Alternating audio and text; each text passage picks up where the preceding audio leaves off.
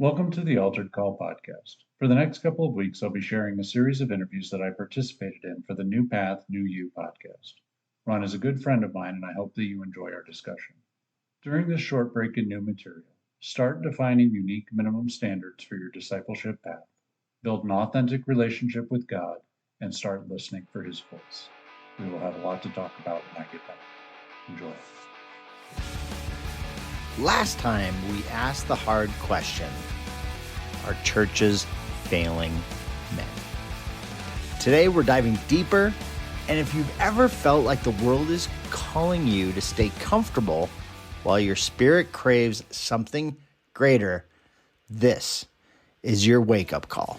It's time to step off the sidelines, confront the challenges head on, and discover what it means to live with purpose, accountability, and bold faith. 1, 2, 3, 4. Welcome to the New Path, New You. My name is Ron Cool, and thank you for joining me today. And I, once again, have my friend Alex here. And we're going to continue this 3-part series around the warrior path. So if you miss episode 1, which was last week, go check it out. But this week, we're going to kind of get into the framework of the warrior path, kind of what we've seen and how we've seen guys change, including ourselves. Maybe we'll share some personal stories on that. But more importantly, what it can mean for you. Alex, welcome back to the show. Thank you for having me.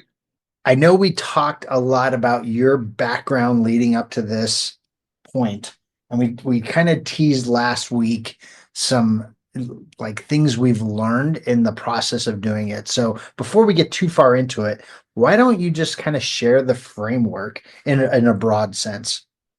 Yeah, so what we were trying to do, give men permission to have a life that glorifies God instead of just living exactly like their non-Christian neighbor. So the challenge is figuring out what it means to bring glory to God and then building a life that actually achieves that end. And so what we were pushing guys to, and what we will continue to push guys to, is to take care of themselves, take care of their family, be performing in their career, and then ultimately we want guys to be performing in the church. Right. And I think that there is a big problem right now of the church failing men and men failing the church. And that's kind of the divide that you and I are trying to bridge in slightly different ways, but I think that we coincide enough that this is a good marriage of ideas. Right. So I just wanted to give guys permission to take their life seriously and behave in such a way that it matters. Like, let's look at your life and pretend that what you do actually matters to God, and that He wants you to live a life that reflects well on Him. Right. And what does that mean?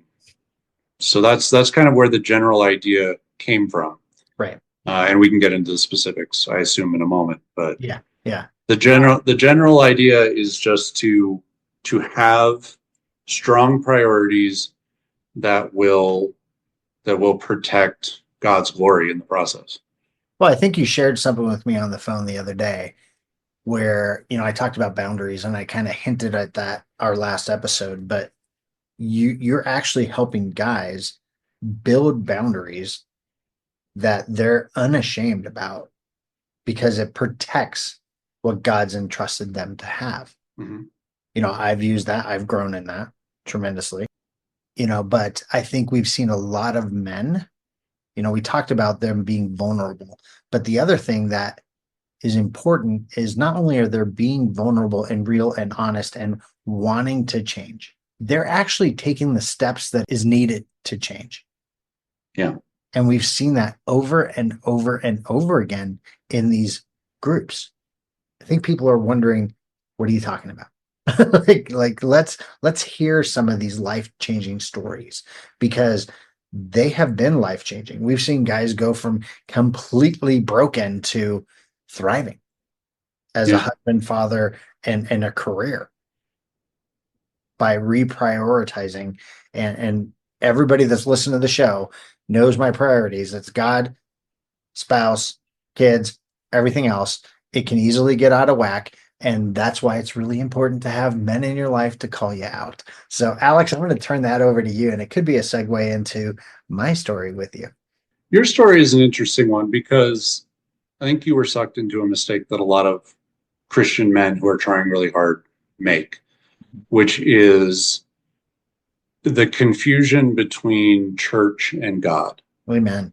Like, serving God does not count extra if it happens inside of a church building.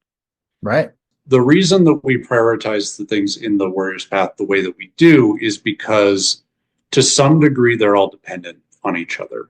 Right. Like, it's not the order of acquisition. Like, you don't start with yourself and then family, then career, and then, but it is the prioritization of defense. Right. Because to a certain degree, if you fall apart, your family's going to fall apart. Your career is going to fall apart. Your participation in church is going to fall apart. Right. So that's the thing that we want to defend first. And then we want to defend the family. Then we want to defend your career. Then we want to move to serving at a high level in the church. And that is the goal. Correct. But if you're serving in the church at the expense of yourself or at the expense of your family or your career, then I think that doesn't bring glory to God, because yeah, you look good on Sunday in the church building, but outside of church, your entire life is falling apart. Right. And so I don't think that is something that brings glory to God in the long run. And so for a long time, I was trying to tell you specifically that you were performing really, really well in the church, but at the expense of your family to some extent. And it's not like you were going to get a divorce or whatever, but it was too much. But it was too much. And I tried to convince you of that a long time. Eventually, you agreed with me because I'm just always right. So, well, of course. That's fun. Surrounding myself between you and my wife, I'm never right. It's awful. I know. It's hard. It's okay. It's okay. My wife gets to be right sometimes too. So that's fun. No, I think it's very interesting because a lot of men, we don't see it. And I think that's, again, another benefit of being in a small group and having guys around you that you have access to, that you allow them to have access to you, and they can, in a loving way, tell you, hey, you're being an idiot. Yeah. And that's the benefit of the group. Is what I like to say is we all push and pull each other towards the end goal, right? If I'm further ahead on a particular day, I'm trying to get you to catch up. And if you're further ahead on a particular day, you're trying to get me to catch up, because we're not using any of these things as excuses not to be glorifying God at the maximum possible level. But if there's a legitimate need, we need to look ourselves in the mirror and say, okay, I can't be doing all of this. Right. And I'm going to be pulling back from the top to protect the things further down. Right. And sometimes, like you said, having an outside perspective on that, somebody can say, hey, like, this doesn't feel right. Like, I'm looking at your life and you say that you value these things, but that's not how you seem to be executing your life in this season. Like, maybe as the whole picture unfolds, those priorities come back into play. But in this particular season, it doesn't feel like those are your legitimate priorities. Right. Well, and for just, going off of my story in this process, I was wearing multiple hats. And if I could have just wore the one hat, which was men's ministry, it probably would have been fine. However, learned probably wouldn't have really, but that's a totally different story for a different podcast. I think what God is really putting on our hearts is to do this in a big way. And we've been talking about this, and now this is creating life change, kind of touching multiple churches. So there's like 7 churches kind of involved now in this group, because we've unaffiliated ourselves with any particular church. And we're like, hey, we're just here for men. Yeah. So I don't care what church you go to. Work on these pillars. And when you get to the church, go do that real well. Yeah. What other stories kind of pop out when you think back over the last, couple seasons of this group, because there's been so many crazy stories that not only did this person, they were on fire in something, there was someone across the table that already went through that, and they're like, hey, I can help you. And only God could have orchestrated how many times that happened. We would just look at each other, we're like, this is the craziest thing ever. I remember there was this one guy, love him to death, but when he showed up, he was a mess. He was in a really bad spot. He had just relatively recently filed for bankruptcy on a massive company. He'd been extremely successful. Yep. And then the company fell apart. My job as leading those types of conversations in the group was to kind of help him unpack the issue. Just let's get to the bottom of it. Let's make sure that we understand all of what you're up against before anybody even attempts to speak into it. Right. Let's make sure we understand the problem so that we're not, as men, we tend to just kind of jump on the symptom, right? Like, oh, I see a thing that I can speak into, or I see a thing that I think I can fix. Let's do that. Right. But I wanted to make sure that we got to the bottom of the issue. So he and I had this long conversation, kind of breaking down his situation and what we thought was the actual issue was. And there are certain areas that I'm pretty strong in, like when it comes to trauma, particularly childhood stuff, because that's my experience. Right. That's the type of thing that I can speak into pretty readily. But this scenario, I had no frame of reference for. So I was just going to sit back and say, I don't know what to do. Like, I have no idea how to help you. And I'm like, I'm not sure anyone knows how to help you. When, unbeknownst to me at the time, a guy sitting across the table had filed a bankruptcy on a company of similar size. And I'm like, what do you mean you both had these massive multi-million-dollar companies that ended up in bank? Like, what is happening right now? He was going to buy an airplane. Yeah.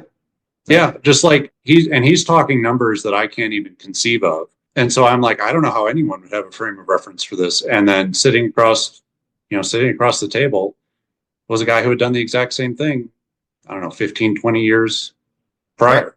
Right. And so he said, not only can I give you like real world advice on how to navigate the ending of this thing, but I can also tell you from a point of authority that you're going to be okay on the other side. Yeah.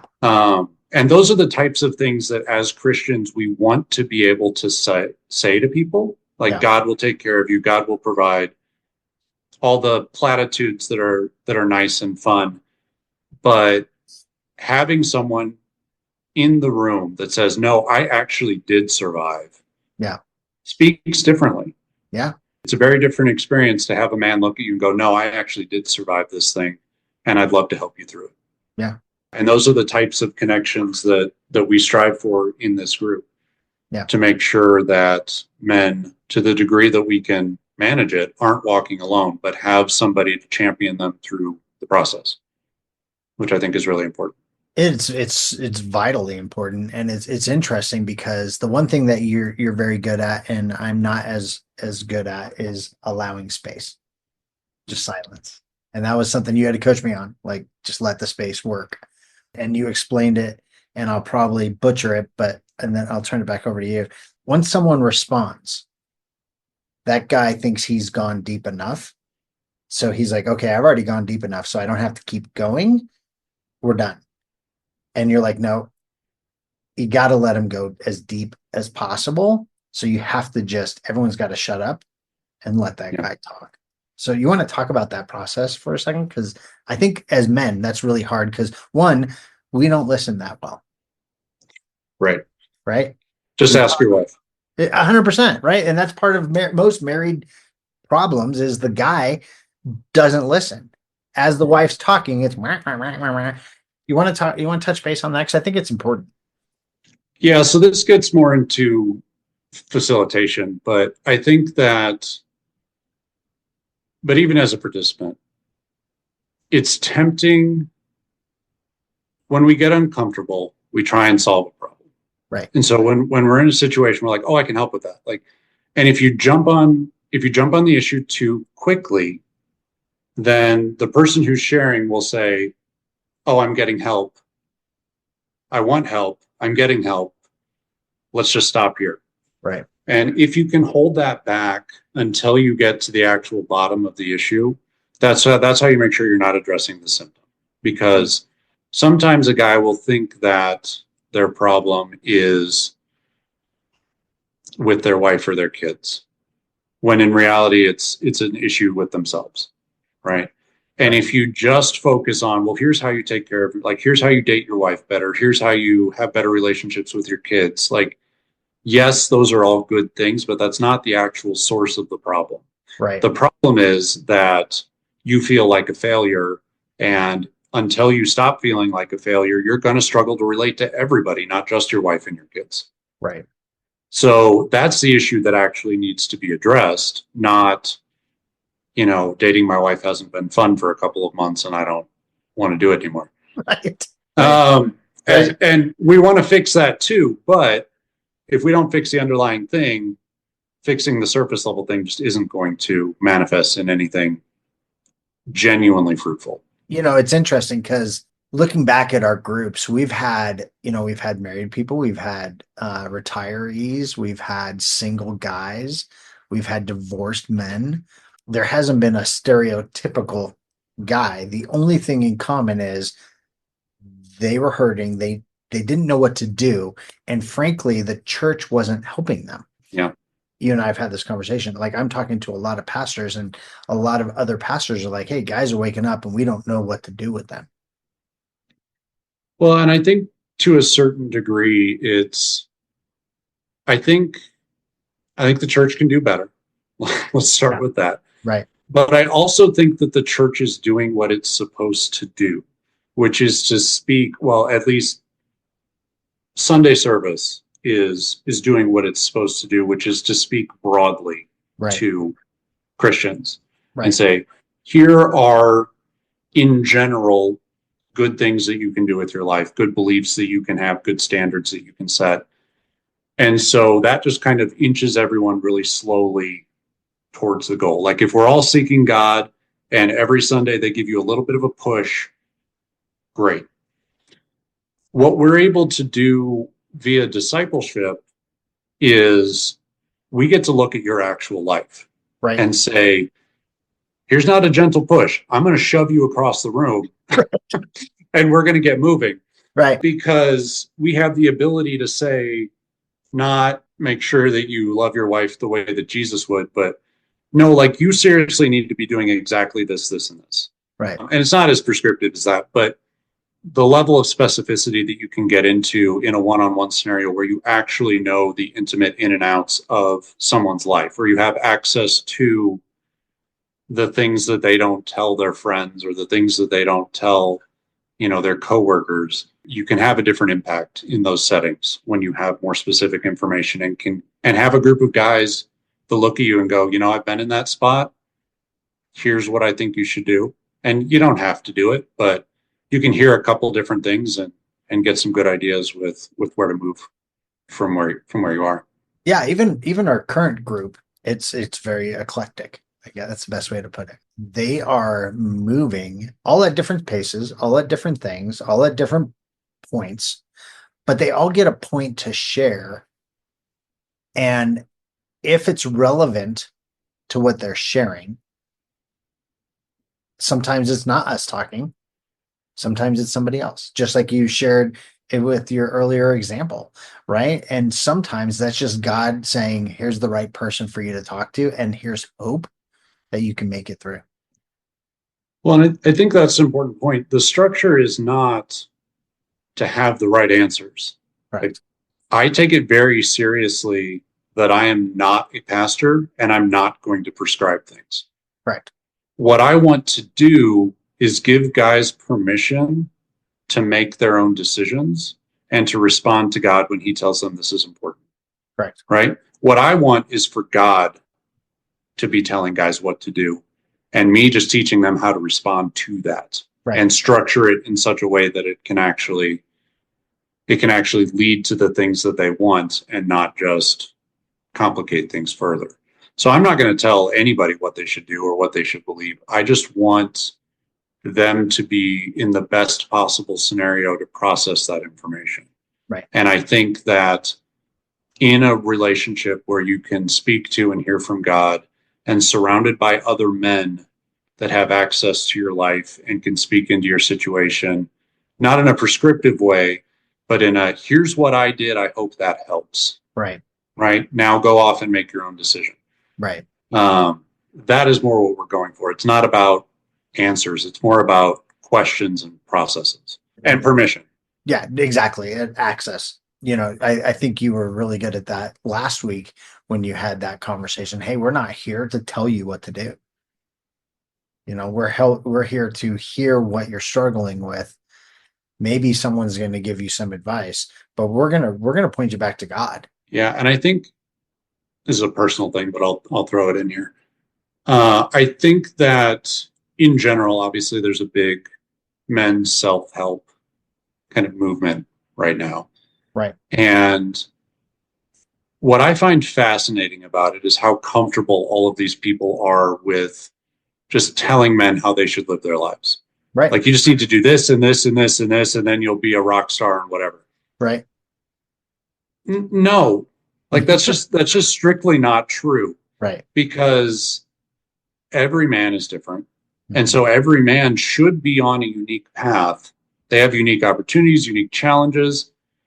And so I feel like what a lot of the self-help gurus do is they just take the things that they're good at, say that those are the most important things, and that all men should be judged by this standard. Yes. Because by that standard, they look amazing.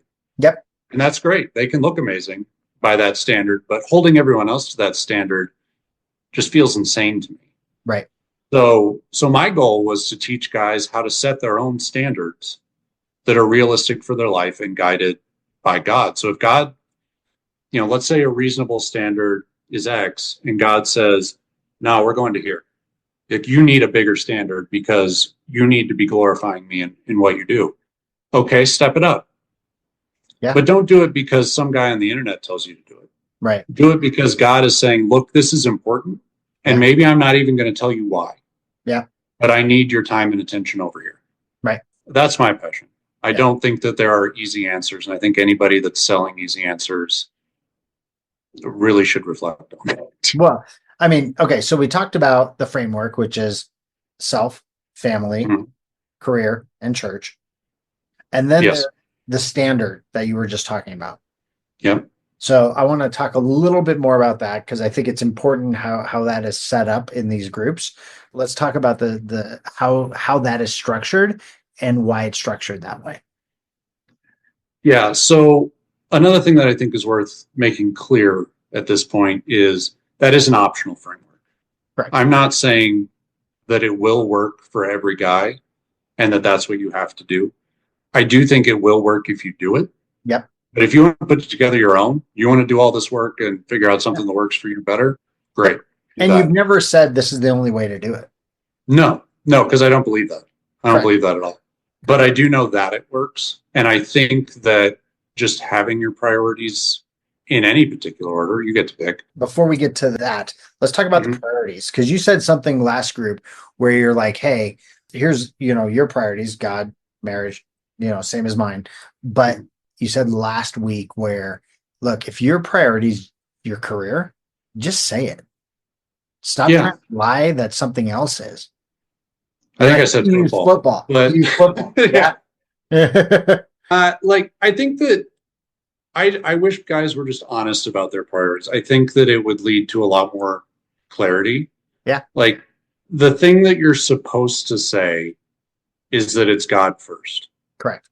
Right. And then blah, blah, blah, whatever you want to claim the priorities are. But in reality, what you mean is, I'll go to church if the game's not on. Correct. And maybe that says more about church than it does about God. You can make that argument. But either way, the priority that you're stating and the actual behaviors that you're living by are opposed to each other. So just own it. Just say, look, football is more important than church. I'm not going to go if the game's on. Right. But I think as Christians, there's this correct answer that we're supposed to have of like, no, God is super important. And so church is super important, but also I'm not going to go. Right. Right. So I would just prefer that guys be honest about it. Like, yeah, I'm a Christian when it's easy and convenient, and that's what I'm willing to do. Right.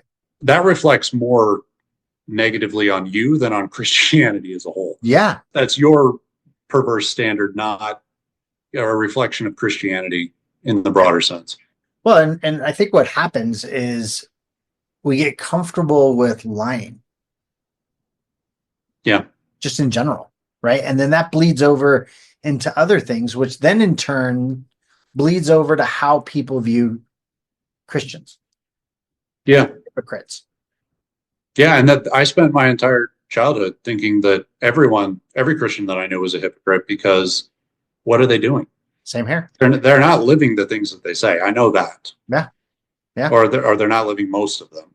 Yeah. And maybe, I'm sure they were good people by whatever standard, but they weren't authentic. No, it's interesting you just brought that up. It reminds me of a childhood friend of mine who, their family was very Christian. We kind of lost track. And then when I started really talking about New Path, New You and the men's ministry piece, he reached out and was like, let's have coffee. So we had coffee, and he's like, I don't remember you being as much of a Christian growing up as you are right now. And I said, because I wasn't. I mean, that's just the truth, right? There was some things that happened that God used to pull me to him. And it's interesting where other times that I could have lied about so many things, like that's just been taken out of the vocabulary. Like I'm just not gonna lie. And you're really good at that too. But you're also really good at like cutting off things that just don't fit the priority. I want to give something that a guy can use today after listening. And I think that's a skill that maybe you can touch on a little bit, where if you find yourself involved in a conversation that doesn't fit your priorities, how do you get out of that? So you kind of alluded to the idea of setting standards, and I don't know if we'll get into that next time or not. But what you want to do is, for each of the areas of your life, you want to set a minimum standard. Mm-hmm. And this is not, you get to pick all of these. Right. So it just needs to be something that you can honestly maintain given your situation in the world, and something that you would deem to be glorifying to God in that area of life, right? So if it's in relation to your wife, you get to pick, but maybe it's a date once a week, once every other week, hang out such and such amount, and then just generally like each other. And that's kind of your minimum standard. Right. But what having an actual minimum standard allows you to do is to create a standard that says, I'm not going to dip below this. Right. Because anything below this is not good stewardship, and I'm just not going to do it. Right. Anything that dips below it, you're gonna call a crisis and say, I can't live like this. This is not glorifying to God. I'm not going to do it. Right. And so you and I have had conversations before where I have a date scheduled with my wife, and you want to meet for whatever. And I'm like, no, like I'm not touching this time. Like this, I could reschedule in theory, but it's a lot easier to just say, this is sacred space. Don't touch it. Yeah. Last year my son was in school and I didn't like it. It took a lot of time away from me. And so I was absolutely unwilling to schedule anything on the weekends, because that was time that I got with him. Right. And so people would say, hey, I want you to do such and such volunteering for church on Saturday or Sunday. Right. No chance. Right. No, I'm not doing that. But then we started homeschooling this last year. And so I got all that time back, and all of a sudden I'm like, okay, well, now the weekends are fine. We can do whatever we want on the weekends. Right. Because I don't feel like I'm, trudging the minimum as relates to my son specifically. Right. So just having the clarity to say, this is a line that I won't cross, and maybe you'll go considerably above it. Like that's great. And you can do that too. But having a line that says, I will not go below this standard, because I think that would be below what God expects of me in my life. Right. And so I'm just not going to do it. And that's not about guilt or shame. Like, again, you get to set these standards, and they get to be set realistically around your life. Then as your situation changes, guess what? You can shift your minimum. You can shift your minimum standard to say, no, I think I can bear more weight at this point in my life, as relates to my kids or my wife or finances, career, self, whatever the area is, volunteering at church. Right. And you just get to move those as God tells you these things are becoming more important. I can trust you more because you've shown good stewardship in the past. You have more capacity, whatever the case may be. Yeah. And what does he say? If I could trust you with a little, you'll get more. Something like that. Probably Something like that. Something like that. But I think that it starts with defending the minimum standards that you think are reasonable. No, and you're amazing. If you can't defend those, why would he give you more than that? Right. No, and that's 100% true. And, and I've seen you, it's not that you just talk about it, you model that and you help other guys model that. So I appreciate everything you do. And I thank you for hopping on today. And I can't wait for next week where we're going to kind of share a little bit more about the Warrior Path itself, how to get involved, how people can get involved. And if you want to learn more about the Warrior Path, that's in the show notes as well. And we can't wait to see you next week. And until then, try looking at these minimum standards that you want to start creating in your life to help you walk on a new path for a new you. See you next week.